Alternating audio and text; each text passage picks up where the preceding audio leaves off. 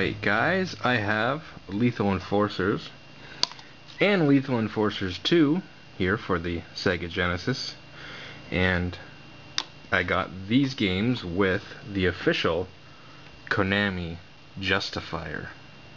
They had this gun for the Sega Genesis and the Super Nintendo, and you know, I love light gun games, and I remember renting this game for the Super Nintendo, the first Lethal Enforcers back in the day, and I just loved this gun. You know, I didn't really like the Super Scope 6, big bulky thing, and you had to put 6 AA batteries in it, and it was really complicated.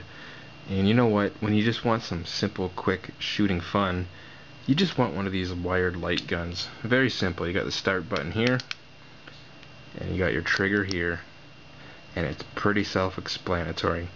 Well, except for this. This looks like an RJ11 jack, and that's basically what it is, and that's actually to plug the second controller in here. And instead of having the Genesis plug on the end of it, or the Super Nintendo plug, it has that. Oddly enough, for this to work, you have to have a controller plugged into port 1 and the gun plugged into port 2. That's very strange. There must be some sort of a limitation to how the gun works, and therefore you have to have the second gun plug into here. Anyways, let's turn this on. We're going to do this unplugged, of course, because, well, it's a light gun game, and I thought it'd be more fun that way.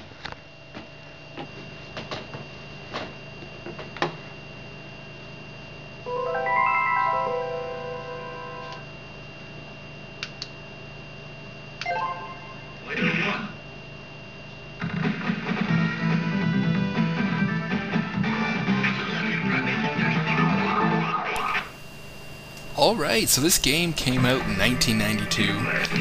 Like I said, it was originally an arcade game. It came out in the arcades.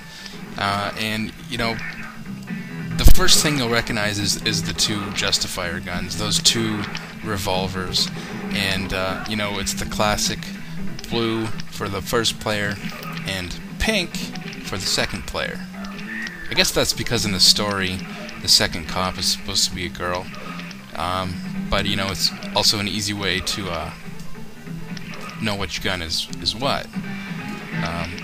You know, this game became pretty popular. Very early game to use, you know, all digitized graphics. You know, there were some other earlier games I can remember, like for example, Pit Fighter. Pit Fighter is one of the earliest I ever remember to use digitized, you know, graphics, where they actually used real, you know, images of real people and scan them in. You know, that game now looks pathetic. I mean, we look at that game now and we laugh. But that game came out in 1990, and I think it really was one of the first, if not the first. It was definitely one of the first to do that.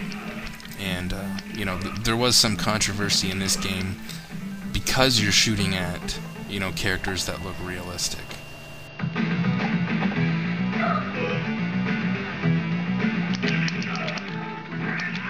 Shit!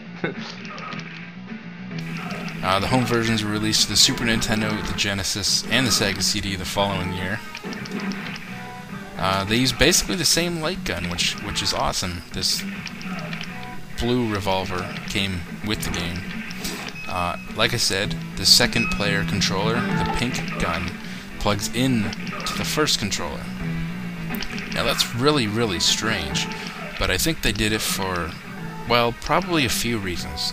They may not have been able to do two guns with two controller ports, because like I said, on this version anyways, you have to have a controller plugged in port 1 on the Genesis, which is weird. You plug the gun in port 2, but if you don't have a controller plugged in port 1, at least for me anyways, I couldn't get it to work. And, you know, the gun actually didn't work unless you had a controller plugged into controller port 1, even though you don't do anything with the controller.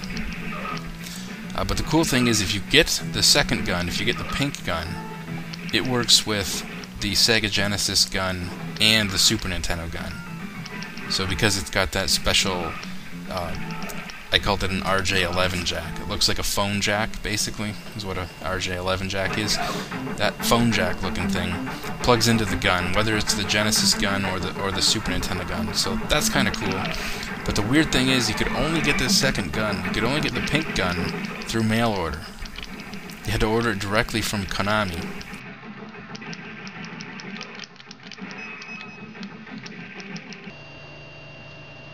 So that was Lethal Enforcers. You know, most of us have seen that in the arcades or on the consoles. And this is Lethal Enforcers 2, which has like a Wild West theme. So you can imagine it's going to be very similar, just with a different theme.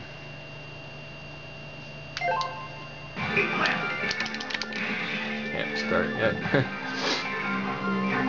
It even starts off with a bank robbery.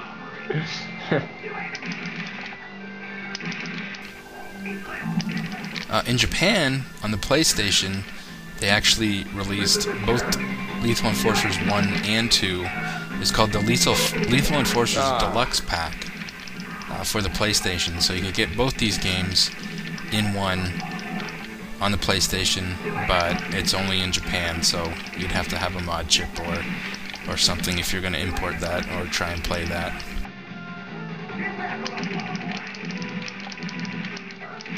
Jeez. They really gotta stop shooting civilians or bystanders.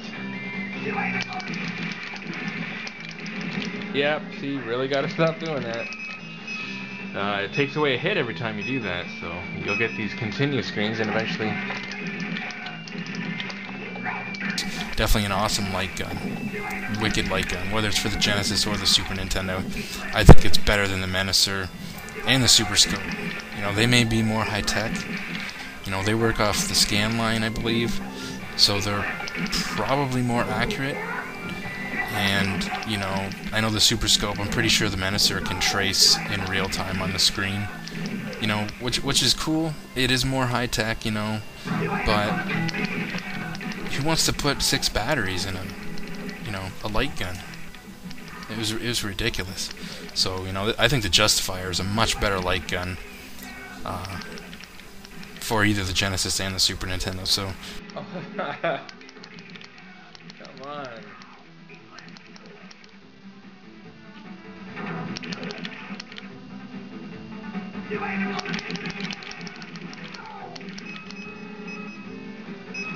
Yeah, anyways, I think you guys get the point.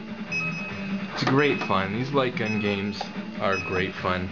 It would be even funner with 2 of them, but like I said, you've got to get a special gun if you want 2-player. So, I've always liked these games, and there you go. Even I can get to put my name in here. How do you like that? Oh, look at that. It shows what letters are on. That's pretty neat.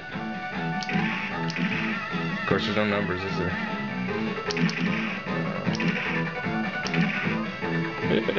Where the heck's K?